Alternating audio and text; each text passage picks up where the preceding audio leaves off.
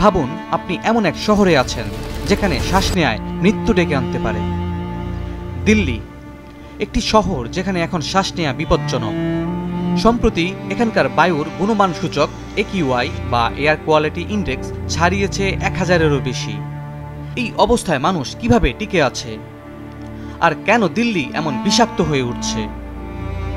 Swiss সংস্থা QAR এর তথ্য অনুযায়ী দিল্লি বিশ্বের সবচেয়ে দূষিত রাজধানী।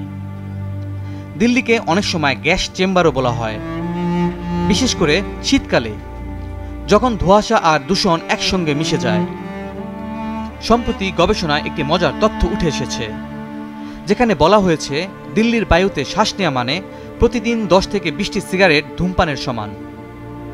এই দূষণের কারণে 2019 সালে প্রায় 23 লাখ ভারতীয়র মৃত্যু হয়েছে, এর মধ্যে প্রায় 16 লাখই বায়ু দূষণে। এই সংখ্যা যুদ্ধ বা বড় প্রাকৃতিক দুর্যোগের চেয়েও বেশি।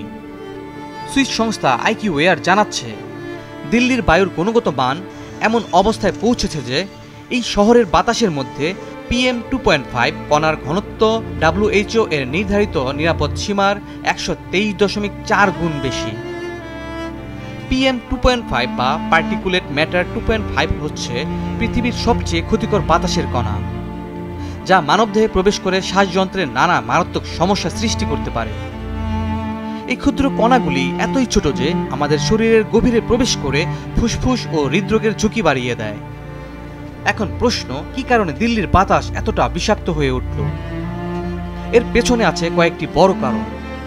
শিল্প কারখানা থেকে নির্গত বিষাক্ত গ্যাস, যানবাহনের ধোঁয়া, আর আরেকটি বিশেষ কারণ হচ্ছে কৃষকদের ফসলের গোড়া পুড়িয়ে ফেলা। ফসল কাটার পর মাঠে পড়ে থাকা যে ফসলের গোড়াটি থাকে সেটি পরিষ্কার করার সবচেয়ে সহজ উপায় আগুনে পুড়িয়ে দেয়া। কৃষকরা সেই পথই বেছে নেন। এর ফলে বাতাসে কার্বনের মাত্রা বৃদ্ধি পায়। এছাড়া শীতকালে বাতাসের গতি কমে যাওয়ায় এই দূষণ মাটির কাছাকাছি আটকে যায়, যা পরিস্থিতিকে আরো জটিল করে তোলে। ইন্ডিয়া গেটের মতো ঐতিহাসিক স্থাপনাগুলো ধোঁয়াশায় ঢাকা পড়েছে। এমন পরিস্থিতিতে শহরের জনজীবন থমকে গেছে। মানুষ যেন ঘর থেকে বেরোতেই ভয় পাচ্ছে। দূষণের কারণে আমি প্রচুর সমস্যার সম্মুখীন হচ্ছি। শ্বাস নিতে কষ্ট হচ্ছে, ধুলোবালি খুব বেশি এবং বাড়তে থাকা ঠান্ডা পরিস্থিতিকে আরো খারাপ করে তুলছে। শুধু শ্বাস প্রশ্বাসই নয়, দিল্লির এই পরিস্থিতি মানুষের চোখ, ত্বক এবং হৃৎপিণ্ডে মারাত্মক প্রভাব ফেলছে। বর্তমানে দূষণের কারণে হাঁটতে গিয়ে প্রচুর সমস্যা হয়। আমি সকালবেলা একটু দেরিতে বাড়ি থেকে বের হওয়ার চেষ্টা করি। শ্বাস নিতে কষ্ট সহ আরো অনেক চ্যালেঞ্জ মোকাবেলা করতে হচ্ছে।